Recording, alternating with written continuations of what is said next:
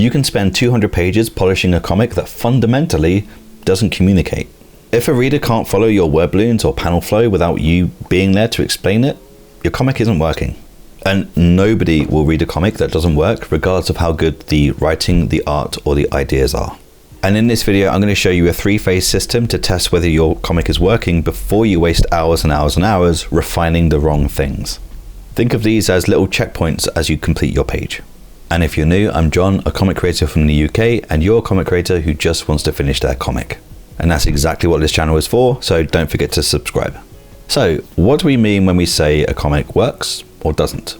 Well, if a stranger can read it in its intended order, they understand what's happening and they don't need you to translate or clarify what's going on, then that's a comic that works. If you need to be standing over their shoulder explaining what different ideas and concepts in your comic means, that's a comic that doesn't work. Unless you're willing to stalk your audience, of course. So, to test this and to ensure that we're building a comic that works, we need to do it in phases. But before we dive into that, I need to warn you that there is a trap that you can find yourself in when it comes to these phases. And don't worry, I'll let you know what that trap looks like and how to get out of it when we get to the final phase. The first phase is the messy phase. This is the phase that a lot of people get stuck on because they feel that the first thing that they draw or write needs to be perfect. It doesn't. With your blank page in front of you, just draw, just write. Fix it later. Just throw your ideas down, rough in your thumbnails, and make sure to include your word balloons within those panels. They are just as important as your drawings. This phase is about creating ideas. It's not about deciding whether those ideas are good or not. Once you accept that and you reduce the pressure to get it right the first time, this phase becomes much easier to deal with. And before you know it, you can move on to phase 2. Now, between phases 1 and 2, I strongly recommend that you walk away from your comic for a while. I have a video I've already done on thumbnails, which I recommend you watch after watching this video, which will explain this whole thing a lot better. The general idea is that by giving yourself some space between phases 1 and 2, you allow yourself to see the initial ideas with fresh eyes. So, phase 2, sit down and this is what you need to do. Take those initial ideas that you had from phase 1, the messy phase, and just make them make sense. Make them clear enough so that someone else can look at your page and they can understand what's going on. To be clear, you're not rendering at this stage. You're not making your panels or your pages look polished. You're not adding details. You are only adding clarity. That means your drawings can still look really loose and not fully defined, as long as it's clear what your characters are doing and what's going on in the story visually. Now this, as a drawing, is totally fine for this phase because it's clear what it is. It's a person running. Whereas this helicopter isn't, because you didn't know it was a helicopter until I told you it was a helicopter. It needed me to explain what it was. Where a lot of comic creators become stuck is that they add too much detail before really understanding whether the comic is working or not. They'll be too far along in the process before they actually ask for feedback. Oftentimes in our Discord server, people will ask for critiques on completely finished pages, and look, that's totally fine and it's allowed and acceptable, but it's this phase that we're talking about now, the thumbnail phase, that you should be asking that, because you haven't spent hours and hours and hours on a page that may or may not be working. And if the feedback that you get from somebody that you know, like and trust is this page isn't working or this panel isn't working, then you're either going to look at that page and think less of it, or you're going to be compelled to start over. And that is hours or even days worth of work that is just gone.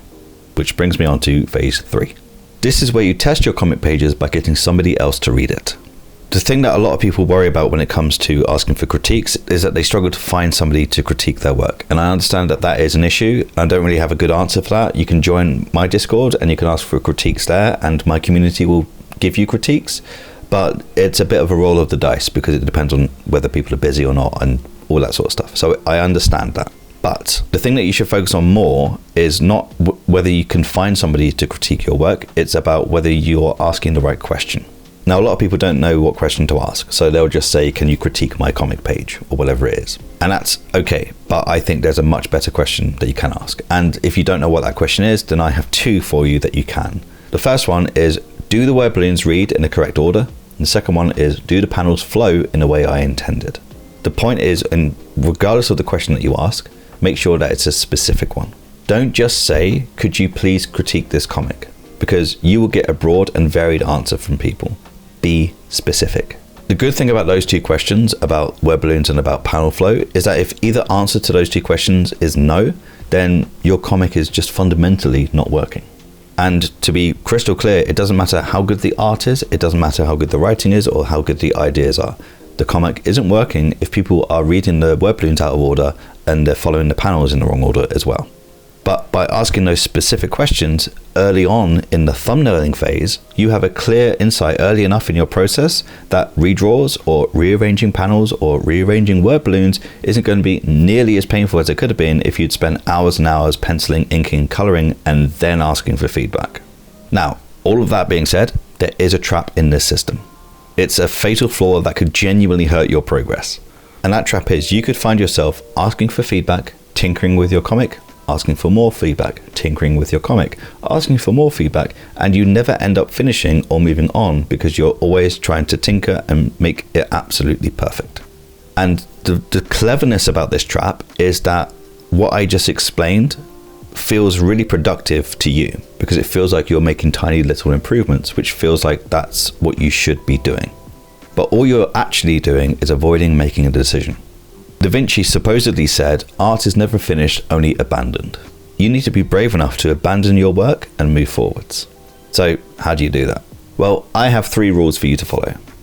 Rule number 1, only ask for feedback once and then either apply it to your comic or ignore it. Rule number 2, once you've either applied or ignored it, lock that page down.